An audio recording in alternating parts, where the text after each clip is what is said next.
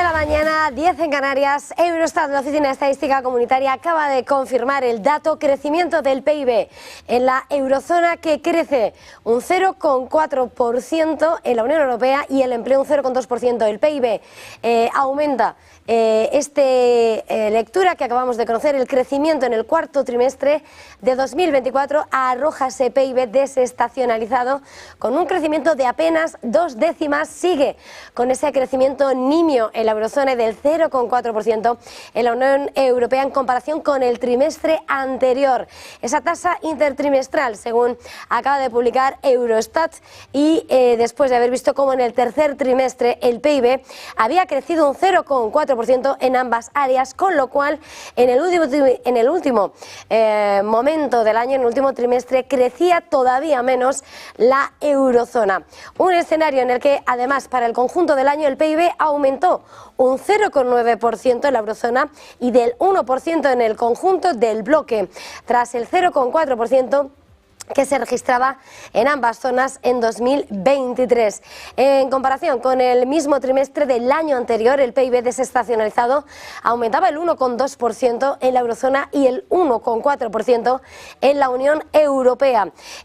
Datos que llegan y que suponen una cierta mejora con respecto al 1% en la eurozona y el 1,1% del trimestre anterior. Lectura que acabamos de conocer, en el que vemos la comparativa. Además, lo que sí dice la eurozona es como el PIB de Estados Unidos aumentó en ese cuarto trimestre del año un 0,6% en comparación con el trimestre anterior. Y a la hora de mirar más allá de la comparativa por Estados miembros, apunta que el mayor aumento del PIB en comparación trimestral ha sido de Irlanda, del 3,6%, seguido de Dinamarca y Portugal, mientras que en las mayores disminuciones, contracción se veía en Malta, del 0,7%, Austria y Alemania y Finlandia. Alemania, la locomotora europea que hace tiempo que está apagada y que registraba una caída, una contracción del 0,2% en el último trimestre del año. Por componentes, el gasto en consumo final de los hogares aumentaba un 0,4%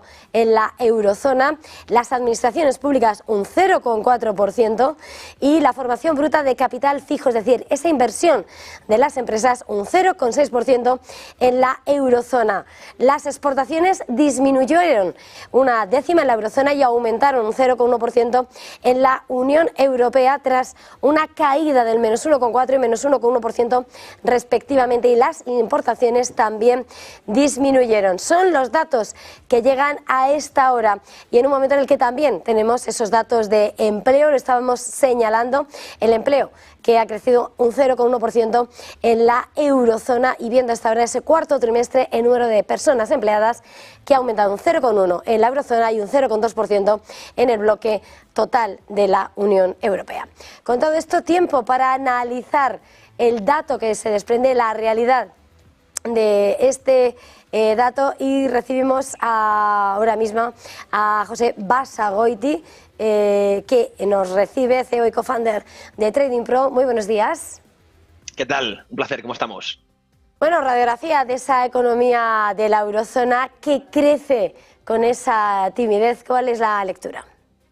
Bueno, estaba ahora siguiendo los datos que acaban de publicar ahora mismo y bueno, pues mejora la expectativa, pero sigue confirmando un estancamiento tremendo, ¿no? Y además no olvidemos que ayer el propio Banco Central Europeo disminuyó un poco las previsiones, ¿no?, de PIB, aumentó la inflación, es decir, dejó entrever esa temible palabra, ¿no?, de esta inflación, que realmente es el entorno en el que Europa lleva, yo diría que 2 años, sobre todo hablabas de Alemania, pero en general también podemos, bueno, pues quizá contagiarlo a Francia. Es verdad que España está algo mejor, pero bueno, en general números bastante pobres, ¿no? Crecimientos, pues eso, anualizados del 1% en esos entornos realmente son paupérrimos, una economía que hay que exigirle más, sobre todo si la comparamos pues con nuestra competencia, ¿no? Estados Unidos o China, que realmente son los que nos van a pasar, bueno, ya nos están pasando por delante y por desgracia no se están tomando las medidas adecuadas. Ahora mismo, bueno, esos planes brutales de gasto público es la gran esperanza, ¿no?, de muchos analistas, y yo soy tremendamente escéptico. Ya sabemos que un euro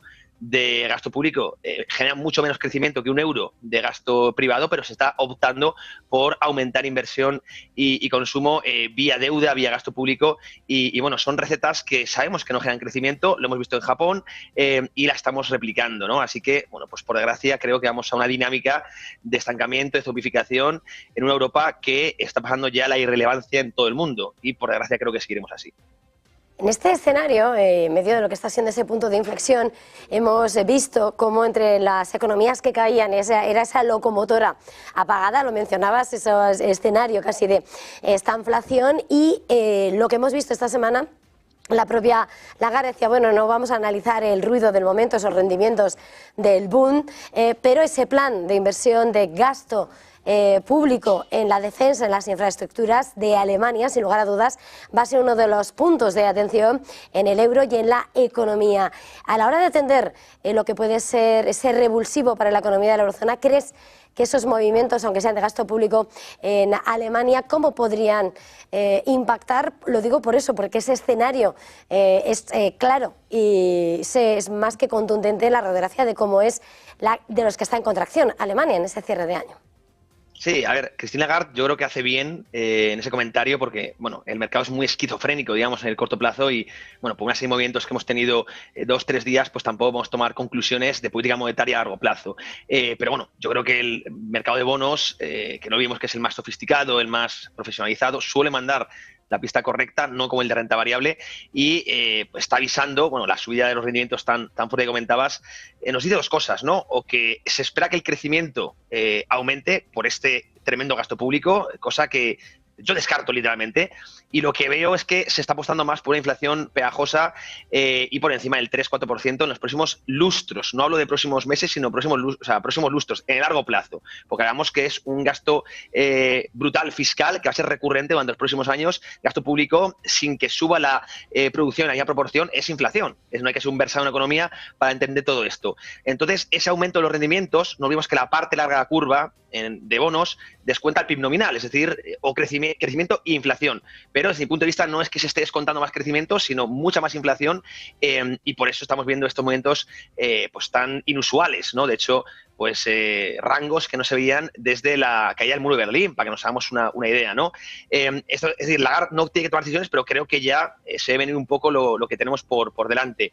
Por tanto, no creo que y ya contestando a la segunda pregunta, no creo que este gasto público en defensa, además que va a dejar ganadores y perdedores. Esto es mercantilismo puro y duro, porque realmente se saca el dinero del contribuyente para favorecer a ciertas empresas, en este caso las de defensa, que ya se están disparando, pero bueno, va a erosionar mucho el poder adquisitivo del euro, por tanto, en agregado va a destrozar ahorros de toda la sociedad. Como digo, muchos perdedores, pocos ganadores en este lobismo económico en el que vivimos y que, por desgracia, en agregado, pues no creo que genere ese crecimiento esperado. Esto ya lo decía Keynes en su día, más que no tuvo tiempo a acabar esa obra, pero realmente tiene que ser políticas contracíclicas, no estructurales, y se está tomando como algo crónico y bueno, creo que es el camino erróneo, pero no tenemos algún líder que quiera luchar contra esto. Parece que todos van en esa misma dirección y seremos nosotros, por desgracia, los que lo pagaremos.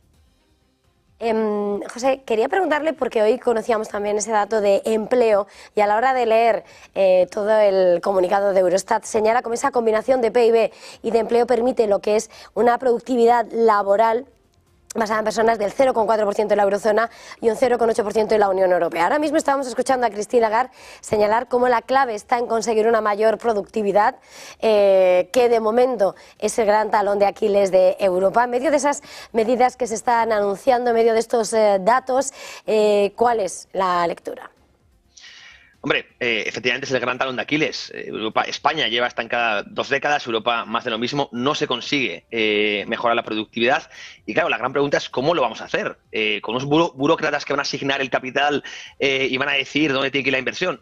Pues, oye, obviamente así no es vamos, es que creo que cualquier persona lo va a entender. No porque los burócratas en Bruselas tengan mala intención, sino porque, oye, no tienen información ni conocimientos para asignar el capital. Tienes el libre mercado en competencia el que lo haga y como ya estábamos analizando antes, pues no es la dirección.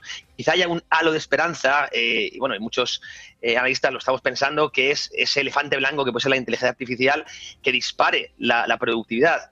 Hombre, nos podemos agarrar a ese clavo ardiendo, que oye, puede ser, esto es un mundo donde, bueno, va creciendo de forma exponencial, no lineal, entonces realmente no somos capaces de entender lo que tendremos en 2, 4 o 6 años, pero bueno, si tenemos ese salvavidas, pues oye, bienvenido sea, pero desde luego, por las políticas que están aplicando el establishment en Europa, no parece que va a llegar ese aumento de productividad, porque problemas estructurales como regulación, como fiscalización, como burocracia, pues no se están ni mucho menos trabajando, y se está optando por seguir dando patadas a la lata, que es gasto público, deuda, y así sabemos que el camino no lleva a buen puerto. Pues José Basagoiti, ha sido un verdadero placer. Gracias, feliz jornada, feliz negocio. Igualmente, un abrazo fuerte, chao. Pues escenario, sin lugar a dudas, de